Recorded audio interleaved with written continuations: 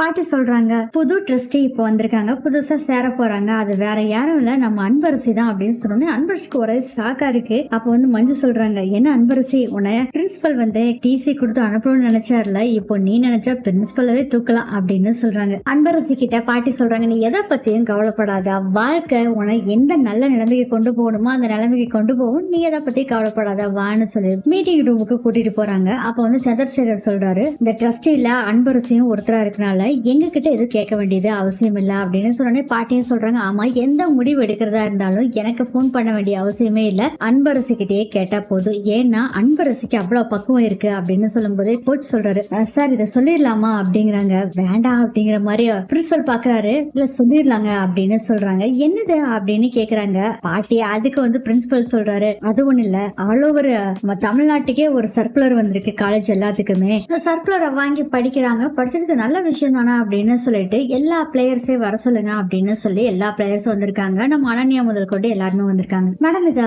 நீங்களே சொல்றீங்களா, ஸ்டூடெண்ட் எல்லாம் வந்துட்டாங்க அப்படிங்கிறாங்க. கோச் இதை நீங்களே சொல்லுங்க கோச் அப்படின்னு சொல்லி பாட்டி சொல்றாங்க. அப்ப வந்து கோச் சொல்றாரு, இப்ப நடக்க போற போட்டியில யாரு கோல்டு மெடல் வாங்குறாங்களோ அவங்களுக்கு இன்ஸ்பெக்டர் போஸ்ட் கொடுக்கறதா வந்து சொல்லிருக்காங்க அப்படின்னு சொல்றாங்க. மஞ்சுக்கு பயங்கர ஹாப்பி, அன்பு நீ அவ போலீஸ் ஆக போறப்போ அப்படின்னு சொல்றாங்க. அதுக்கு நான் ஜெயிச்சாதானா அப்படின்னு சொல்லி அன்பரசி சொல்றாங்க. அதை கேட்டு ஏய் அன்பு, ஏன் அன்பு இப்படி சொல்ற அப்படின்னு சொல்றாங்க. அனன்யாவை பாத்துக்கிட்டு தான் அன்பரசி சொல்லுவாங்க, அதை நான் ஜெயிச்சாதானா அப்படின்னு சொல்லி. அடுத்து சிவகாமியை காமிக்கிறாங்க. போலீஸ் வர சொல்லியிருந்தாங்கல்ல, அதனால சிவகாமியும் மங்காவும் போயிருக்காங்க. இந்த போலீஸ் வந்து ஒரு அம்மாவுக்கு கால் பண்றாங்க. அம்மா உங்களுக்கு திலகானி யாராச்சும் தெரியுமா?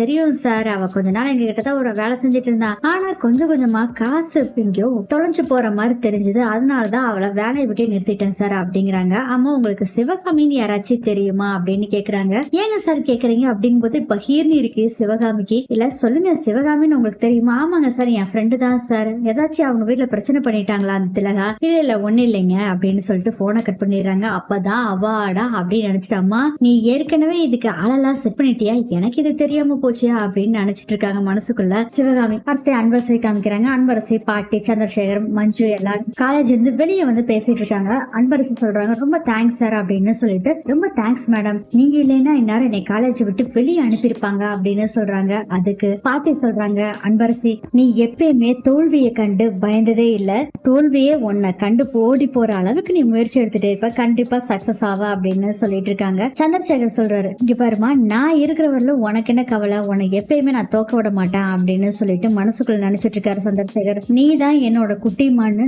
என்னால சொல்ல முடியாம இருக்கலாமா, ஆனா அதுக்கான நேரம் நெருங்கிக்கிட்டே இருக்குமா, அதுக்காக ஏதாச்சும் ஒரு பிரச்சனை உனக்குன்னா என்னால பாத்துட்டு சும்மா இருக்க முடியாதுமா அப்படின்னு மனசுக்குள்ள நினைச்சிட்டு இருக்காரு சந்திரசேகர். அடுத்து நம்ம அன்பரசிக்கு மைண்ட் வைஸ் ஓடுது, அப்பா நீங்க தான் அப்பான்னு எனக்கு உண்மை தெரிஞ்ச பின்னாடியும் உங்ககிட்ட சொல்லாம இருக்கிறதும் உங்ககிட்ட மறைக்கிறதும் அது ஒரு இதா இருந்தாலும், நீங்க வந்து எனக்காக இப்ப இப்படி ஹெல்ப் பண்றது எனக்கு ரொம்ப பிடிச்சிருக்குப்பா. இந்த சமயத்துல உலகத்துல எந்த பொண்ணாச்சி தன்னோட அப்பா யாருன்னு தெரியாத கொடுமையை அனுபவிச்சுட்டு இருப்பா, நான் அனுபவிச்சுட்டு இருக்கேன்ப்பா. நீங்க என் மேல காட்டுற பாசத்தை நான் உங்களுக்கே தெரியாம பாக்கும்போது ரொம்ப சந்தோஷமா இருக்குப்பா. ஆனா நீங்க எனக்கு அப்பாவா கிடைச்சதுக்கு ரொம்ப புண்ணியம் பண்ணிருக்கணும்பா. நீங்க தான் என் அப்பான்னு அப்படி கத்தி சொல்லணும் போல இருக்குப்பா. கண்டிப்பா ஒரு நாள் அம்மாவை எப்படியாச்சும் மனசை மாத்தி நீங்க தான் என் அப்பான்னு நான் சொல்ல வைப்பேன். மங்கா சிவகாமி அடுத்தது ஆட்டோல வந்துட்டு இருக்கும் போது வக்கீல் கால் பண்றாரு. போச்சுவோ இந்த வக்கீல் வேற கால் பண்றாமா, இவன் என்னத்த வீட்டுல தங்கத்தை கொண்டு வர போறானா தெரியலையேமா அப்படின்னு சொல்லிக்கிட்டு இருக்காங்க. சரி சரி முதல்ல எடுத்து என்னன்னு பேசிடி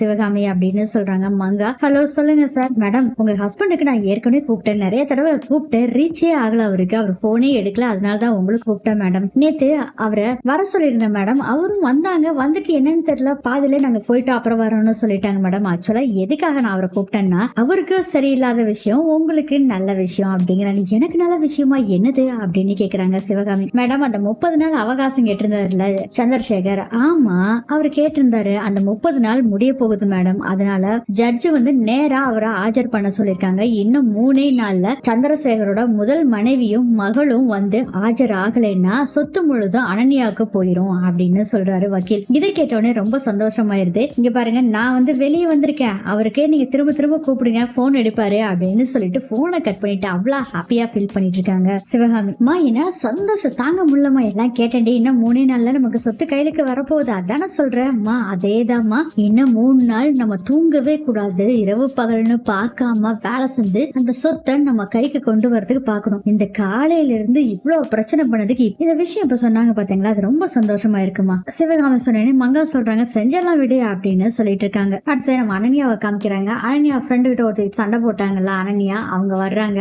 நேத்து என்னமோ என்ன அடிச்ச, நான் அன்பரசி ஒண்ணுமே செய்ய முடியாதுன்னு சொன்னதுக்கு அடிச்ச பார்த்தேல. அன்பரசி நீ ஏதாச்சும் பண்ணேன்னா உங்க அப்பாவும் உங்க பாட்டியும் உன்னை சும்மா விட மாட்டாங்க. நீ ஏதாச்சும் பண்ணேன்னு வச்சுக்கோ, அவ்வளவுதான் உங்க அப்பாவே ஏதாச்சும் பண்ணிடுவாரு. அப்புறம் இன்னொரு விஷயம் சொல்றேன், உங்க அப்பாவோட முதல் ஒய்ஃபோட பொண்ணை தேடிட்டு இருக்காங்கல்ல, அவங்களுக்கு எப்படி செய்வாங்களோ அது மாதிரிதான் அன்பரசிக்கு செஞ்சிட்டு இருக்காங்க. ஊர் பேர் தெரியாத இவ்வளவே நான் சும்மா விட மாட்டேங்கிறேன். அப்படி ஒருத்தர் வந்தான்னு வச்சுக்கோ, அவளை கொன்னு புதைச்சிட்டு தான் மத்த வேலை பார்ப்பேன் அப்படின்னு சொல்லிட்டு அங்கிருந்து செம்ம கடுப்புல போறாங்க அனன்யா. அடுத்ததே வக்கீல் என்ன பண்றாருன்னா சந்திரசேகருக்கு மறுபடியும் கால் பண்றாங்க. அடுத்தது சந்திரசேகரை காமிக்கிறாங்க. அன்பரசி கூட தான் பேசிட்டு இருக்காங்க. அப்ப ஒரு போன் கால் வருது. வக்கீல் தாங்க போன் பண்றாரு. சார் என்ன சார் நீங்க போனே எடுக்கல? இல்ல சார் நான் வரலான்ட்டு தான் இருந்தேன் சார், அதுக்குள்ள வீட்டுல கொஞ்சம் பிரச்சனை, அதனால தான் நாங்க போயிட்டேன் சார் அப்படின்னு சொல்றாங்க. சரிங்க சார், ஆக்சுவலா எதுக்காக உங்களை வர சொன்னு தெரியுமா?